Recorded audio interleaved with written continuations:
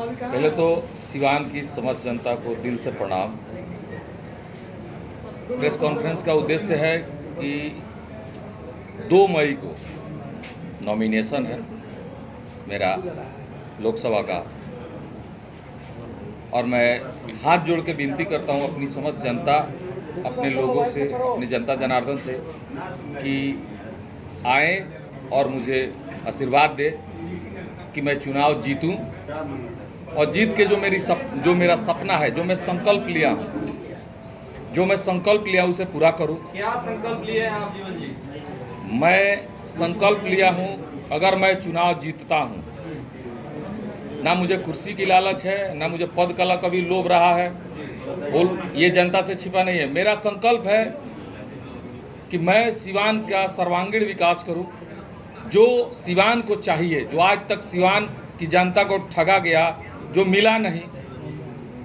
अगर जनता का भरोसा मुझ पे होगा तो मैं देने का काम करूंगा, जिसमें पहला मेरा उद्देश्य शिक्षा का उद्देश्य इसलिए है कि शिक्षा पे ही सब कुछ निर्भर है। शिक्षा एक ऐसा पांव है शिक्षा एक ऐसा नींव है जिस पे सब कुछ टिका हुआ है। रोजगार हो, समाज का ज्ञान हो, ये सब कुछ शिक्षा पे टिका हुआ है। इसके लिए विश्वविद्यालय का होना जरूरी है। ये मैं लड़ते रहूँगा विश्वविद्यालय के लिए तब तक जब तक मैं इस विश्वविद्यालय को सिवान में स्थापित ना करूं। ये मेरी लड़ाई नहीं, ये सिवान की समस्त जनता की लड़ाई है, समस्त युवा भाइयों की, युवा बहनों की लड़ाई है कि युवाओं के लिए मैं विश्वविद्यालय इसलिए लाना चाहता हूं कि सिवान के बगल में एक छपरा डिस्ट्रिक्ट है जिसमें एक जेपी यूनिवर्सिटीज है, जो 7 साल 9 साल में ग्रेजुएट लोग होते हैं। अब बताइए, जो 3 साल का कोर्स है उस 7 साल 9 साल में हम ग्रेजुएट होंगे तो क्या हम नौकरी कर पाएंगे? क्या हम शिक्षित हो पाएंगे? नहीं। सिवान को विश्वविद्यालय मिलना चाहिए। जब छपरा में यूनिवर्सिटी है, नालंदा में विश्वविद्यालय है, तो यहाँ भी होना चाहिए। मेरा पहला मांग है। आगे बढ़े उससे पहले महत्वपूर्ण सवाल है, ये बहुत महत्वपूर्ण है। 2 दिन से उड़ती सिवान की फजाओं में ये खबर चल रही है कि आप चुनाव नहीं लड़ेंगे। तो मैं चुनाव नहीं लड़ूंगा, ये तो जो लोग भी कह रहे हैं। अब मुझे चुनाव लड़ना है, मेरी समस्त जनता को चुनाव, मेरे युवा भाइयों को चुनाव लड़ना है, तो वो तो कुछ नहीं कह रहे, हम तो कुछ नहीं कहें। अब अफवाहें लोग फैलाते हैं। जब आदमी को किसी से डर लगता है तो कहीं ना कहीं गलत सलत अफवाहें फैलाता है। मैं किसी पे कमेंट नहीं करता हूं। मेरा लड़ाई सिर्फ और सिर्फ एक ही है। मेरी लड़ाई उद्देश्य की है। मेरी लड़ाई विकास का नाम लेके जो राजनीति करते हैं, उस विकास को मैं नहीं ढूंढ रहा हूं जो गायब हो चुका है। जो आदमी का नाम विकास है, गायब हो गया, उसको नहीं ढूंढ रहा हूं। पन्ने पे जो विकास लिखा है उसको नहीं ढूंढ रहा हूं। मैं विकास की बात करने नहीं हूं, संकल्प लिया हूं जो मैं करने आया हूं, जिसमें मैंने पहला स्लोगन है विश्वविद्यालय, दूसरा है सिवान में प्रत्येक प्रखंड में स्टेडियम का होना। यह सबके लिए जरूरी है। खेल कूद, एक जिला को एक स्टेडियम मिला, मुझे दिखा, सबको दिखता है। सिवान जिले में एक स्टेडियम है जिसका नाम है राजेंद्र स्टेडियम। पूरे प्रखंड में होना चाहिए, हर प्रखंड में स्टेडियम होना चाहिए। विश्वविद्यालय का आपने बात किया, दयानंद जो आयुर्वेदिक कॉलेज है, आपको भी पता होगा, उसमें करप्शन चरम सीमा पे। देखिए इसी करप्शन, देखिए उसे ये देखिए, मैंने पहले स्लोगन पूरा हो जाने दीजिए। उसमें मेरा एक स्लोगन ये भी है, विश्वविद्यालय हो गया, दूसरा हो गया स्टेडियम, तीसरा है मेरा तीसरा है प्रत्येक प्रखंड में अग्निशमन की गाड़ी। जो आग दरौली में लड़ता है और सिवान से बड़ी गाड़ी जाते जाते जल के सब कुछ राख हो जाता है, नौतन में लगता है जल के राख हो जाता है। उस गाड़ी के जाने से कोई फायदा नहीं। वैसे भी गांव के लोग उसको जलाने के प्रक्रिया में लगे, पिटा भी रहे हैं लोग। तो ऐसा व्यवस्था होना चाहिए कि दरौली में लगे तो दरौली में ही व्यवस्था हो। तो अग्निशमन की गाड़ी होनी चाहिए। नदी का सौंदर्यीकरण, जो आज तक सिर्फ पन्नों पे या सुनने को मिला है। हम नदी किनारे, मेरा घर, हमने तो देखा अपने होश में क्या जल था और क्या आज स्थिति है। नदी किनारे खड़ा होना दिक्कत है। हम छठ घाट पे गए थे, मैंने नदी में इतनी गंदगी, शहरी क्षेत्र की बात बता रहे हैं।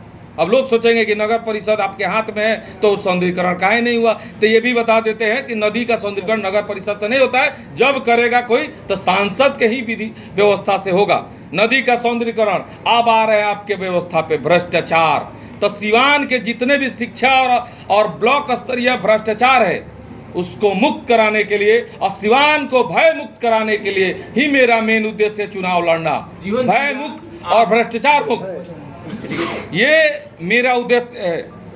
नगर परिषद में जीवन जी एक चीज और है कि इंडोर स्टेडियम युवाओं के लिए बड़ा मुद्दा है, पहले से भी 25,000 रुपए मांगा जाता है। 20-25 हजार रुपए दाखिल खारिज के नाम पे मांगा जाता है। ऐसा कुछ नहीं है, ऐसा कुछ नहीं है। कोई भी अगर कंप्लेन मेरे पास आया नहीं, अभी तक आया था तो होता। मेरा जो उद्देश्य से पहले सुन लिया जाए। सर्वांगीण विकास की बात कर रहे हैं। सिवान नगर परिषद के लिए पीसी नहीं रखे हैं। सिवान नगर परिषद में इतना काम हुआ है कि विधानसभा में क्वेश्चन हो रहा है कि भाई इतना काम कैसे हो रहा है, ये भी आप चलाइए। सिवान में जो जरूरतें हैं, भय मुक्त और भ्रष्टाचार मुक्त सिवान बनाने का जो मेरा सपना है, उसके लिए मैं चुनाव लड़ा। कहने के लिए तो सब लोग करता है। नगर परिषद से उठा के देखिए, भ्रष्टाचार की बात की है, भ्रष्टाचार मुक्त नगर परिषद बन गया कि नहीं? 35 साल का रिकॉर्ड 1.5 साल में मैंने तोड़ने का काम किया है। अभी पद पे नहीं रहते हुए, मेरे पास कोई पद नहीं है, ना मेरा अधिकार है उसमें हस्तक्षेप करने का, फिर भी मैंने वो व्यवस्था बनाया है अपनी व्यवस्था। आखिर ये कौन लोग हैं जो अफवाह फैला रहे हैं कि आप चुनाव नहीं लड़ेंगे? आखिर जिनको चुनाव मेरे लड़ने से डर लगता होगा, कौन लोग वही अफवाह फैला। ये तो मैं किसी का नाम नहीं ले सकता हूँ, क्योंकि मैंने सुना ही नहीं है कि मैं चुनाव नहीं लड़ूंगा, ये कोई अफवाह फैलाया है। मेरे तक ये बात कान तक नहीं है। अगर आपके बीच आई होगी तो जाहिर सी बात है कि जो लोग भी अफवाह फैला रहे हैं कि मैं चुनाव नहीं लड़ूंगा, उनको मेरे चुनाव लड़ने से डर होगा। इससे ज्यादा कुछ तो होना ही नहीं चाहिए। संविधान है ये, सबको अधिकार है चुनाव लड़ने का। क्षेत्र में एक चर्चा है कि जो आप थोड़ा सा स्लो बैटिंग कर रहे हैं, इसको लेकर के अंत तक बैठ सकते हैं, चुनाव नहीं लड़ सकते। सुनिए, सचिन तेंदुलकर के बारे में आप लोग सुना होगा, सहवाग के बारे में भी सुना होगा।